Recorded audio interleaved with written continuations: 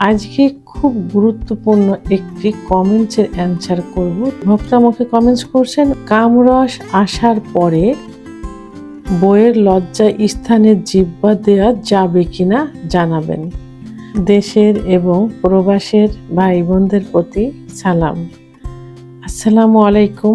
আমি প্রভাষক doctor Rikta Parvin, homeopathy এবং আয়ুর্বেদিক চিকিৎসক।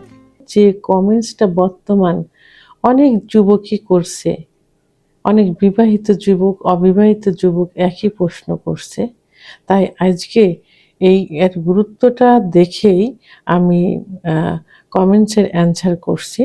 মানে কামরস আসার পর বইয়ের লজ্জা স্থানে জিহ্বা দেওয়া যাবে কিনা জানাবেন। ধন্যবাদ খুব সুন্দর একটা কমেন্টস করার জন্য। অনেক যুবকই বর্তমান যে প্রশ্নটা করছেন যে বইয়ের যৌন স্থানে যোনিপাতে মুখ দেওয়া যাবে কিনা, অথবা অর্গাজম হলে যে কামরস আসে, অথবা বীর্যপাত হলে যে পানির মতো রস আসে, এটা পান করা যাবে কিনা, এমন প্রশ্নই করে থাকেন। প্রথমে আমি বলবো যে বইয়ের ওরাল সেক্স, এটাকে কিন্তু ওরাল সেক্স বলে, যে বইয়ের উত্তেজনা, স্ত্রীর উত্তেজনা হলে বা কামরস আসলে অথবা যোনিপথে মুখ দিয়ে কাম উত্তেজনা আনা কিন্তু ইসলামের দৃষ্টিতে সম্পূর্ণ নিষিদ্ধ। ইসলাম কখনো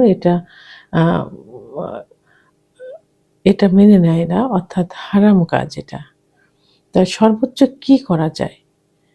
সর্বোচ্চ যৌন মিলনের সময় যখন ফোরপ্লে করা হয়, তখন স্ত্রীর যোনির উপরে খুব আলতোভাবে একটা চুম্বন দেওয়া যেতে পারে। তারপর সেটা কিভাবে, সেই জায়গাটা অবশ্যই সুন্দর করে পরিষ্কার পরিচ্ছন্ন করতে হবে, গরম পানি দিয়ে পরিষ্কার করতে হবে। সাধারণত পরিষ্কার পরিচ্ছন্ন অবস্থায় সহবাস যাওয়ার নিয়ম, কারণ ওখানে বিভিন্ন প্রকারের জীবাণু থাকে।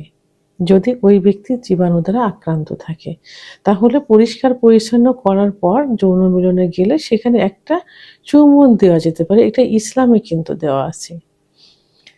তো এখন কামরস বের হলে সেখানে যদি মুখ দেওয়া যায়, এবং মুখ দিলে কিন্তু ওখানে মুখ বা জিহ্বা দিলে অবশ্যই কামরসটা মানে কিছুটা হলে তো খেতে হয় বা খাওয়া হয়ে যায়, চলে যায়, মুখের ভিতর চলে যায়।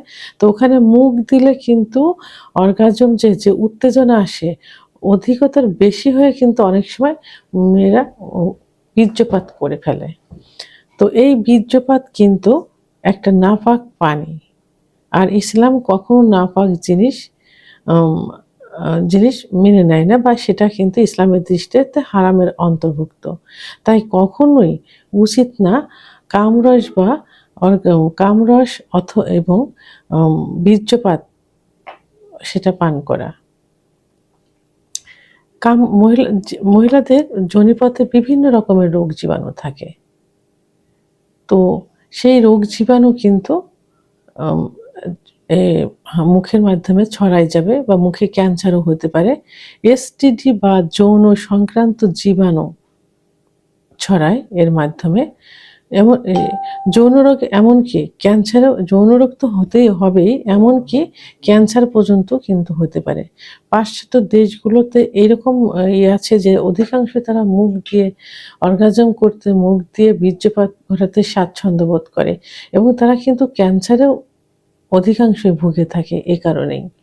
এই জন্য মহিলাদের যখন অর্গাজম হয়, তখন যে কামরসটা আসে, কখনোই উচিত না স্বামীকে সেখানে মুখ দেওয়া। কারণ সেক্স উত্তেজনা আনা এবং সহবাসের সুখ পাওয়ার মতো অনেক পজিশন আছে, অনেক জায়গা আছে। তো মুখ দিয়ে সেই জায়গাটা কখনোই আদর করা ঠিক না, কারণ এই রোগ জীবাণুগুলো এবং ইসলামের যে অবৈধতা, যে হারাম, সেটা কখনোই করা উচিত না। স্ত্রীর বা মহিলাদের যোনিপথে মুখ দেওয়া কিন্তু রুচিহীনতার পরিচয়, বিকৃতি রুচির পরিচয়।